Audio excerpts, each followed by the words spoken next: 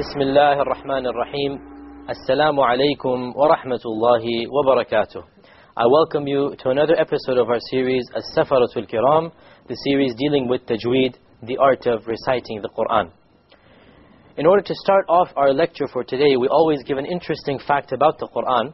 And we were discussing the history of the compilation of the Quran, and we mentioned that Abu Bakr radiallahu anhu, within 2.5 years of the Prophet Muhammad sallallahu alaihi wasallam's death, he had compiled the first Mus'haf, the first Quran from Surah Fatiha to Surah An-Nas in one book.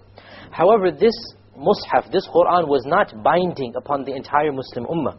Therefore, any person could write the Quran, if you wish, from his own knowledge, from his own memorization of the Quran. And so what occurred was that one year, in one of the battles in Azerbaijan, some of the Muslims from Iraq differed with the Muslims from Syria in the recitation of the Quran. And one of the companions was alarmed at these differences. So he rushed back to Medina. His name was Hudayfa ibn al-Yaman. And he entered it upon the Khalifa of that time, who was Uthman ibn Affan radiallahu anhu. And he said, "O Khalifa, please do something about this before the Muslims differ about their book like the Jews and Christians did before." So Uthman radiallahu anhu compiled a committee, compiled if you like, a delegation of the Sahaba, of the companions of his time, and he asked them what should be done. And they said that, in their opinion, this Quran, the Quran of Abu Bakr, should be made standard to all the Muslims. In other words, if anybody wished to write the Quran, he would have to go back to this Quran and copy it from it directly. So Uthman radiallahu anhu then formed another committee of 4 companions. And this committee was headed once again by the same companion who wrote the Quran the first time, and he was Zayd ibn Thabit. And this committee then produced a number of Qurans, 5, 6, 7, 8 Qurans. And they sent one Quran to every single province of the Muslim Ummah. To Basra, to Kufa, to all of the different cities. To Mecca, there was one in Medina. And they sent this one major Quran along with a Hafiz, a Qari with it. And now, if anybody wished to get a copy of the Quran, he would have to go and copy it directly from that copy. So there would be a standard copy based upon the copy of Abu Bakr. The copy of Abu Bakr was the basis. When this new committee came, it only sat down and rewrote the copy of Abu Bakr radiallahu anhu. And so this became the standard copy of the Quran. Therefore, to this day, no 2 Qurans are different. And some of these Uthmanic Qurans, it is reputed that they are still existent until our time. There is one that is supposed to be in Tashkent in the Republic of Russia. The very Quran that Uthman radiallahu anhu ordered to be written. Now, here is a point that we need to mention, and that is that the issue arose how to get rid of all of the other Qurans that had been written before the Quran of Uthman. Because this is a holy book. You cannot just throw it in the trash, astaghfirullah. This is kufr. How do you dispose of it? Uthman radiallahu anhu decided that the most best way to dispose of it would be to burn them. So that nobody could do anything evil with them or throw them away or do something. You have to get rid of it in a clean way.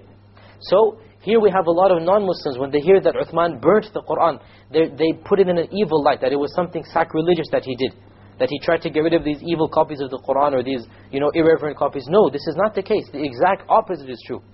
Because he wished to respect the Quran, the only way to get rid of it was to destroy it naturally, like in a fire. Because the Quran is a book, you cannot just throw it in the trash, a'udhu billah. The scholars state that if the Quran has become unusable, it's too old, you must somehow get rid of the writing. Either throw it in the ocean so that the water takes the ink out, or you burn it, or do something of this nature. So this is what Uthman did, that all of the other Qurans were disposed of in a religious or in a way that would not be sacrilegious. And so they were burnt, and therefore anyone who wished to get a copy of the Quran, he would have to go directly to the source itself and obtain a copy of the Quran. And it is because of this that, as we said, until our time, no 2 copies of the Quran are different. Letter for letter, word for word, harakah for harakah, they are all the same. Getting back to our lesson of Tajweed, last time we had discussed the rules of Noon, Sakina and Tanween. And we went into quite a lot of detail. We went around 4 or 5 episodes discussing the rules of the silent Noon and the Tanween. We now move on to the next topic, and that is the rules of the silent Meme. Okay, because the silent Meme also has a number of rules pertaining to it. Now, the rules of the Meme are much, much easier, so don't get scared. The rules of Noon Sakina are a bit more lengthier. The Meme, it also has the rules of Idghaam, Ikhfaa and Idhaar. Okay, we've studied all of these rules with the noon sakina. They also apply to the meme. The only rule that doesn't apply is that of the iqlab. There is no iqlab when it comes to the meme. Okay, so these three rules apply to the meme as well. Now, how do you differentiate between the idgham of the meme, for example, and the idgham of the noon sakina? Well, what the scholars did was, because the meme comes from the lips, remember the meme is from the lips, they said anything to do with the meme, we'll call it the lip idgham, or in Arabic, idgham shafawi. Okay, idhar shafawi.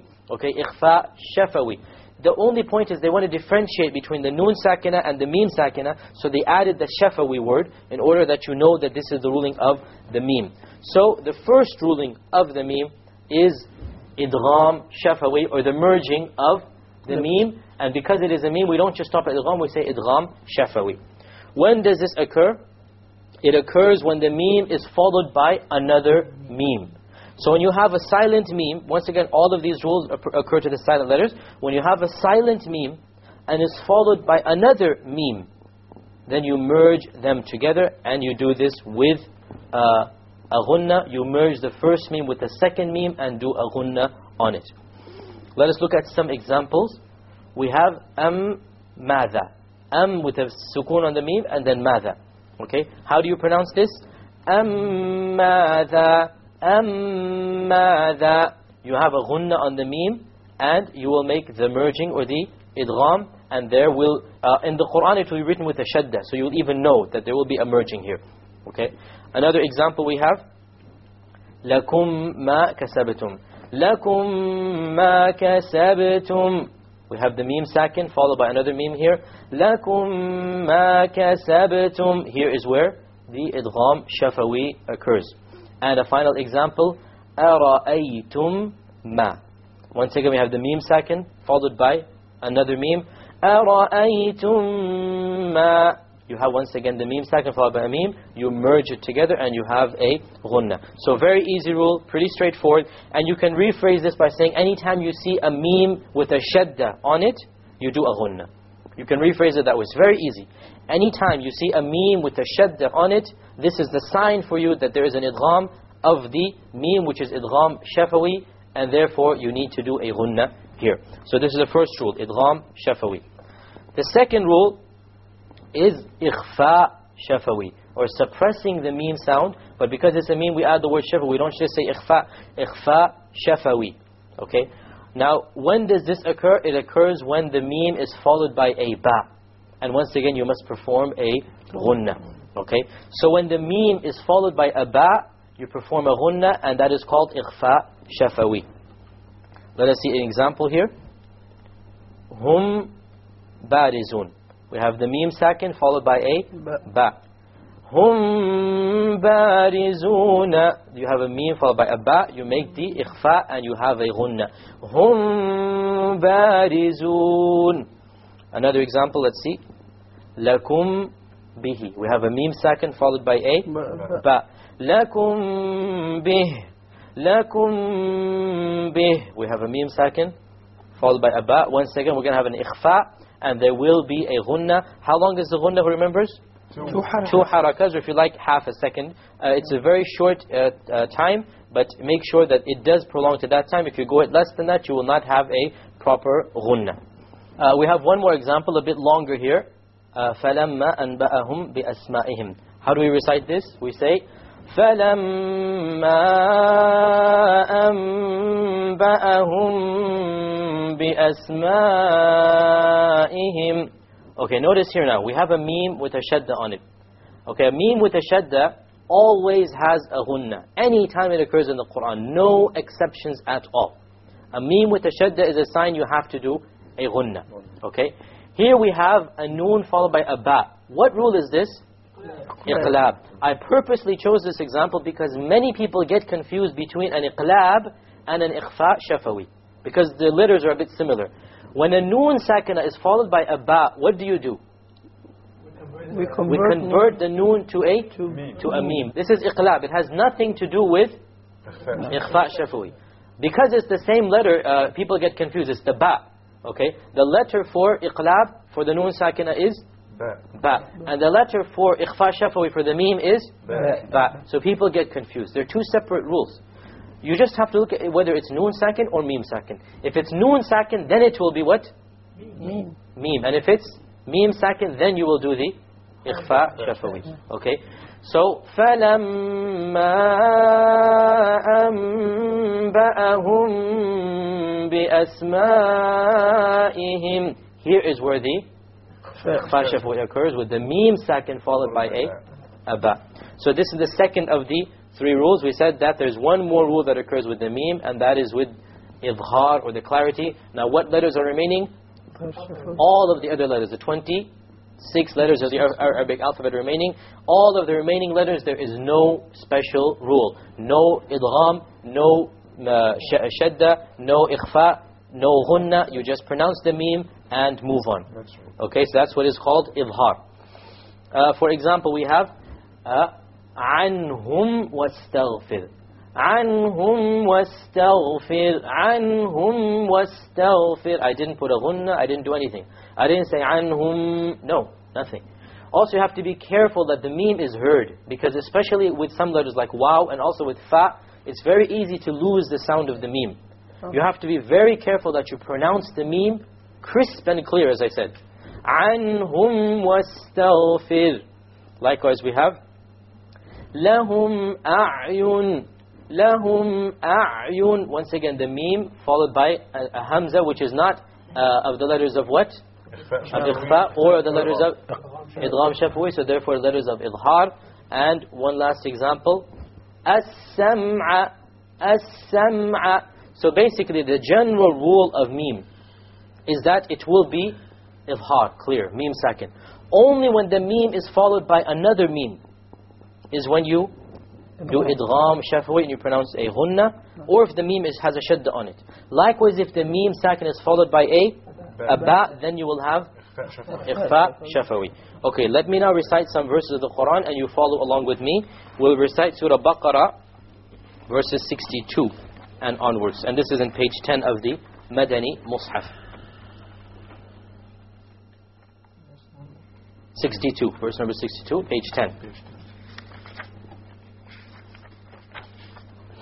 أعوذ بالله من الشيطان الرجيم بسم الله الرحمن الرحيم إن الذين آمنوا والذين هادوا والنصارى والصابئين من آمن بالله واليوم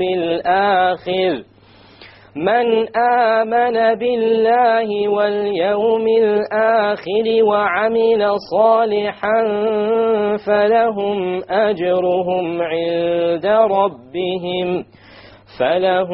أجرهم عند ربهم ولا خوف عليهم ولا هم يحزنون.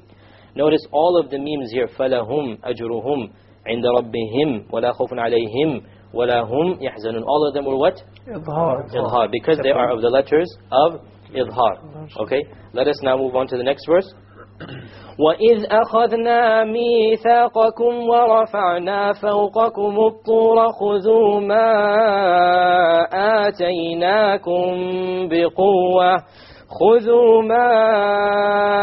آتَيْنَاكُمْ بِقُوَّةٍ وَاذْكُرُوا مَا فِيهِ لَعَلَّكُمْ تَتَّقُونَ.